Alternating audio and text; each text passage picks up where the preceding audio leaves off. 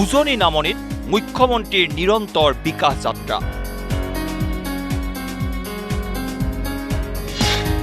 গুৱাহাটীত 298 কোটি টকীয়া একটা মলৰ ভূমি পূজন। 635 কোটি টকীয়া উন্নয়নৰ টোপোলালৈ কামৰূপলৈ মুখ্যমন্ত্ৰী।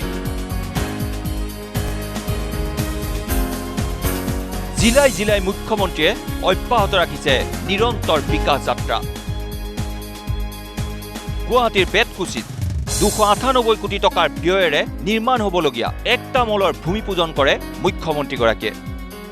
এই মলত উপলব্ধ হ'ব অসমৰ থলুৱা হস্তশিল্প GI টেগযুক্ত সামগ্ৰী। ৰাজ্য অথবা কেন্দ্ৰীয় শাসিত অঞ্চলৰ 35খন সম আকাৰৰ বিপণী থাকিব এই মলত। যোগাভ্যাস আৰু ধ্যান কেন্দ্ৰও থাকিব এই অত্যাধুনিক একটা মলত। প্ৰধানমন্ত্ৰী নৰেন্দ্ৰ মোদী ডাঙৰীয়াৰ এটা সপোন আছিলে যে প্ৰত্যেকখন ৰাজ্যতে এটা ইউনিটি মল বনিব লাগে। এই ইউনিটি মলত ভাৰতবৰ্ষৰ প্ৰতিখন ৰাজ্যৰ বাবে একোটা এম্পোৰিয়াম থাকিব, অৰ্থাৎ ইয়াতে বহি আমি উত্তৰ প্ৰদেশ, বিহাৰ, ৰাজস্থানৰ তেওঁলোকৰ সামগ্ৰীসমূহ কিনিব পাৰিম। ঠিক সেইধৰণে যদি মধ্যপ্ৰদেশত ইউনিটি মল হৈছে, তাত অসমেও গৈ আমাৰ থলুৱা সামগ্ৰীখিনি আমি প্ৰদৰ্শন আৰু বিক্ৰী কৰিব পাৰিম। সেই প্ৰধানমন্ত্ৰী মোদী ডাঙৰীয়াৰ সপোন অনুসৰি ভাৰতৰ কেন্দ্ৰীয় শাসিত আৰু ৰাজ্য 36খন ৰাজ্যতে আজি এই ধৰণৰ একোটা ইউনিটি মল নিৰ্মাণ কৰাৰ কাম হাতত লোৱা হৈছে। আজি আমি অসমত আমাৰ ইউনিটি মলটোৰ আধাৰশিলা স্থাপন কৰিলোঁ।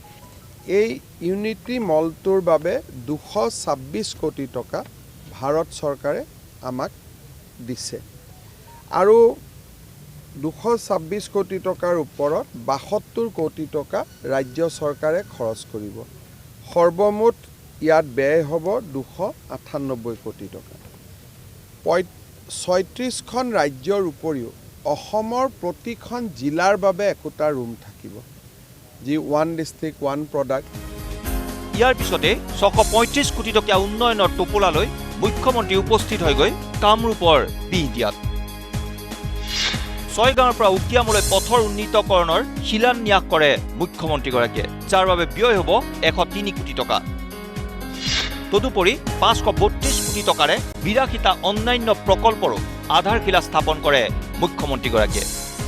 বিহদিয়া ৰাস খেলপথাৰত হাজাৰ হাজাৰ লোকৰ উপস্থিতিত মুখ্যমন্ত্ৰী আগবঢ়াই দিয়ে এই উন্নয়নৰ বিশাল টোপোলা। এই দ্বিতীয় পৰ্যায়ত আমি 23,000 কোটি টকাৰ আঁচনিৰ শুভ উদ্বোধন অথবা আধাৰশিলা স্থাপন কৰিছোঁ। ইয়াৰ উপৰিও অসমৰ 500খন হাইস্কুলত 7 কোটিৰ পৰা 9 কোটি টকা আগবঢ়াই নতুন ভৱন নিৰ্মাণৰ আঁচনিৰ সৈতেও আমি জড়িত কৰিছিলোঁ। আজি বিকাশ যাত্ৰাৰ সামৰণি পৰিল কমলপুৰ সমষ্টিৰ বিহদিয়াত। আমি শেষ সভাখন কৰি বিকাশ যাত্ৰাৰ সামৰণি মাৰিলোঁ। এইদৰেই ৰাজ্যজুৰি মুখ্যমন্ত্ৰী অব্যাহত ৰাখিছে নিৰন্তৰ বিকাশ যাত্ৰা।